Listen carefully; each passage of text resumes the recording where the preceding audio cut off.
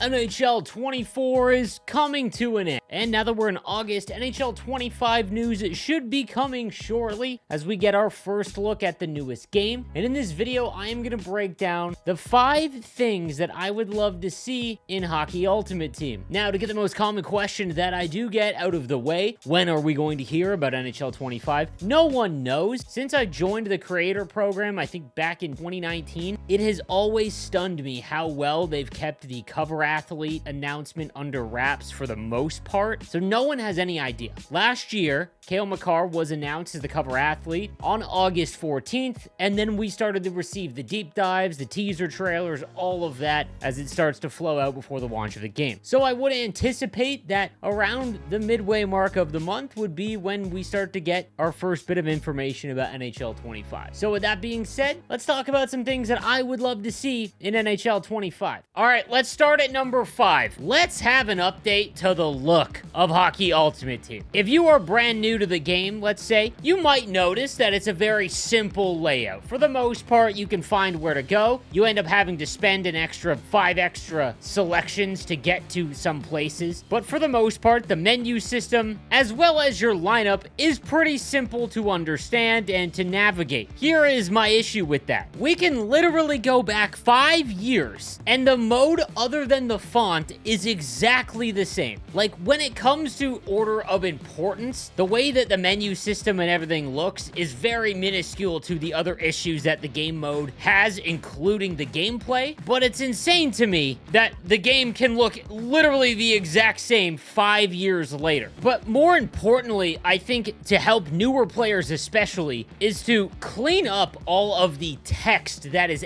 everywhere in this mode. For example, let's take the objective path that we pay attention to now because it's where we receive the free content and all the things that we can unlock each week. It is legit just words. That is it. And I understand all you've got to do is read and you'll understand what the rewards are, but I would love to see some graphics to spice up the look of this word wall that we've got. Every week, we get a free card that we can earn and all of the objectives listed there to complete, which we will then have to unlock a card that we can get. All great. But if we go to another game like MLB The Show, you can see that it's the exact same setup. Complete objectives to get points to work towards free content, but you can see all of the stuff that you are earning in a nice, neat path. You really don't need to read anything. It's very front-facing and very simple. And you can literally click on the card from that screen to know exactly what you are going to earn. There's no searching. There's no guesswork. It's just a much prettier package. And again, I'm thinking about especially for newer players that are brand new to Hut that essentially have to use content creators or other resources to get the info on all of the stuff they come out with. Like I mentioned, I know this would be very low in terms of importance. There are far more important issues and things that would improve upon the actual gameplay experience. But I mean, I loaded into NHL 20 and it looks exactly the same. At some point, we got to get a fresh coat of paint. All right, next up is some sort of seasonal or XP path that will allow us to get all of the content that EA puts out, but allow us to collect it by playing any way that we want. So, for example, something that I've talked about over the last few months especially is that they've done a great job of releasing free cards throughout the year, especially since EA Play dropped. It has never been easier to build a usable team in NHL for free by just playing the game, especially for brand new players. But let's take this Seth Jones objective path, for example. You've got to complete 79 games with Seth Jones. Now, you could play rivals with him in your lineup, but you also have to get 30 points. If you are not a top-end player, it is very difficult to get 30 points with a defenseman while playing online specifically. And almost every free card that we've gotten throughout the year, or every objective, requires so many specific things, like score goals or assists with certain types of players, that we're just going to end up sitting in squad battles doing the same thing over and over again, and it is just chores. Even if you are an offline player and you love playing squad battles because you just like playing against the CPU, the way that you are forced to play because you are trying to just complete these objectives is not any way in which you have an enjoyable experience in the game. You're literally just clocking in and going to your shift at work.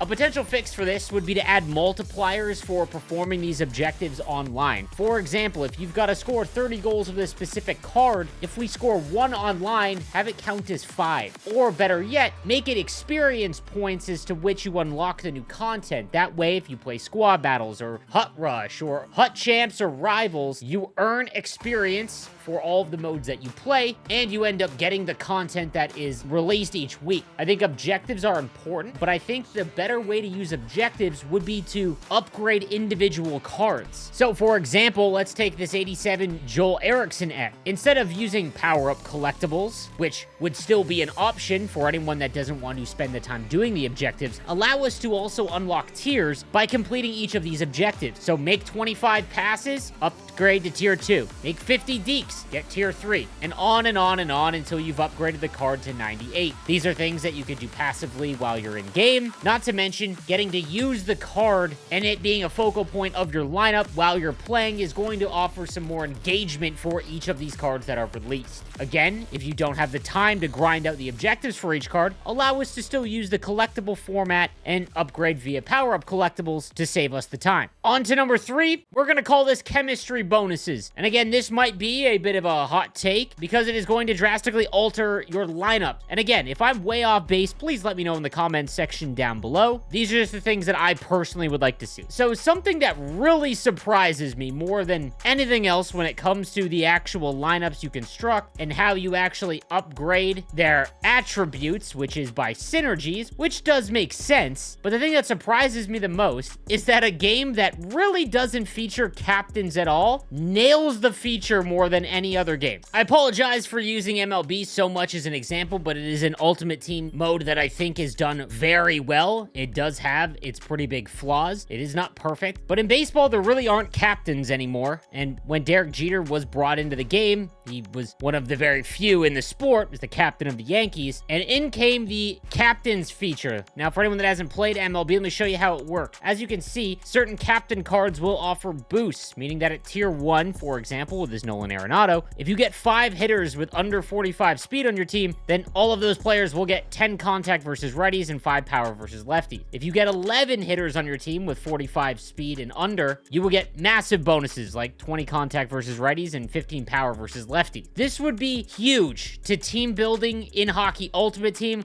which I feel like has gone completely out the window because all of the cards are just judged against each other and in a vacuum, and you end up with teams that look very, very similar. For example, team builder cards. They could offer specific boosts to the team that they are from because they were a team builder for that franchise, as well as other team builder cards, and those cards would get a boost to each other. You could run a team builder theme team, or if you had a San Jose Shark theme team, for example, any shark that you use would receive a big bump to passing, as well as body checking and maybe balance for having this team builder Joe Thornton. A draft Connor McDavid, any next gen or rookie card, or maybe let's say anyone that has won a Calder. You could do tons of different objective builds that would allow interesting boosts that you could try and make different cards relevant. Hell, you could do one where Wayne Gretzky offers big boosts to all of the Edmonton Oilers, LA Kings, St. Louis Blues, and New York Rangers alumni, or offer different Wayne Gretzky cards that make those bonus for each franchise. But it would just allow for so many more theme team builds that you just don't see in Hut because 1, the cards are so hard to actually acquire for the most part, and 2, there's no bonuses, and once you get into the higher divisions and hit your plateau in online gameplay, it's very hard to not use just the best cards available to you. Now, this next idea, I'm very curious to hear your feedback on. So, way back, and I believe NHL 20, which was the first year, that they removed the ability to put defensemen at forward and vice versa. Because what ended up happening was, because defensemen's shot were so nerfed early on in the year, players would just put forwards on defense because there was no disadvantage, and forwards had much better shooting. So what they did was not allow you to put defensemen or forwards on those two positions, but go one step further. Something that I really enjoy about the NHL player base is that they really, really respect something that looks similar to the real life product, more than just how they play in a video game. So for example, the first thing that everyone does is they put right-handed players in the left wing and left-handed players in the right wing, which you could still do. However, if you play them out of position, have their attributes drop by 5. Nothing that would cripple the card, but not receive the same advantage as if you played them in the correct position. More importantly, you would see great cards that play off-handed, like, let's say, Alex Ovechkin, who is a left winger that shoots right. You might see those cards utilized a bit more because they want to be able to shoot on their offhand. Same Same thing on defense. Other than the very start of the year, and even then, everyone just puts the right-handed defenseman on the left-hand side for one-timers. But imagine you couldn't do that. You would have to cycle the puck around, get your defense to flip at the point to actually set up a one-timer, which would resemble something closer to real-life hockey. Again, I might get some pushback on that. I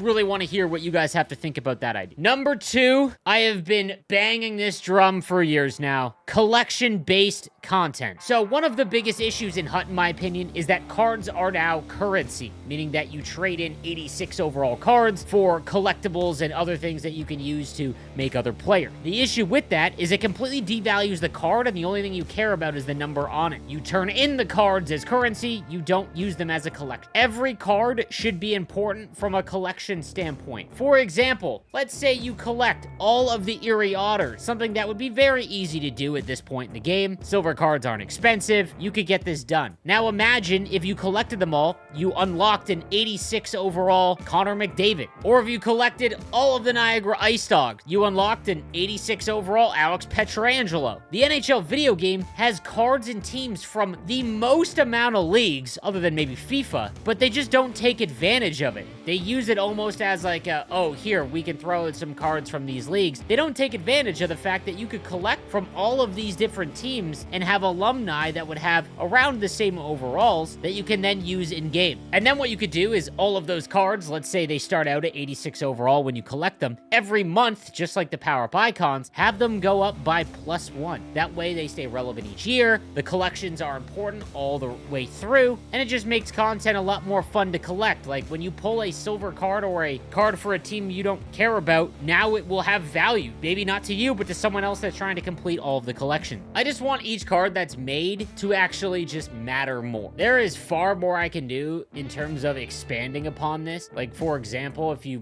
upgrade X factors, let's say, if you pull a live moments card or a team of the week card that upgrades the X factor tier, and you get that card, allow us to throw it into the X factor so that team of the week item actually matters. And more than that, have it unlock the X factor ability that it comes with. Again, there is a lot more to expand upon when it comes to the actual cards in the collection. And lastly, a new mode. Rivals, champs, squad battles, repeat. Again, let's go back 5 years and take a look at the games available to us in Hockey Ultimate Team. We've got squad battles, we've got rivals and Hut champs. Oh, we actually had online seasons and competitive seasons 5 years ago. I don't know how that's acceptable. We have legitimately lost ways to play the game and been doing the same thing for 4 years. Enough. Something new. A lot of people say bring back draft champs. I don't care what mode it is. Something that allows us to load in and play something that is not the exact same thing over and over again. There are many changes that you can make to squad battles and rivals and Hut champs, and I think that probably deserves its own video entirely, but it would just be so surprising if we get yet another year of nothing new to actually play the game. I'm gonna give yet another hot take, and again, let me know in the comments section if you are massively disagree with me or not. The reason why NHL 14 is looked so fondly upon is, one, because of nostalgia, it's a hell of a drug, but two, it was the last game where you could literally do anything. It is the most amount of modes that were offered in-game. You had Hut, which was new, and obviously a little bit more basic, but still, it was there. You had GM Connected, Be a Pro, EASHL was really different. That was like the RPG era where you could upgrade your players, and a lot of those modes and everything were pretty broken at the time, and NHL 14 at the time was not viewed as this great game. But when you look back, the reason why I think everyone loves it so much is simply just because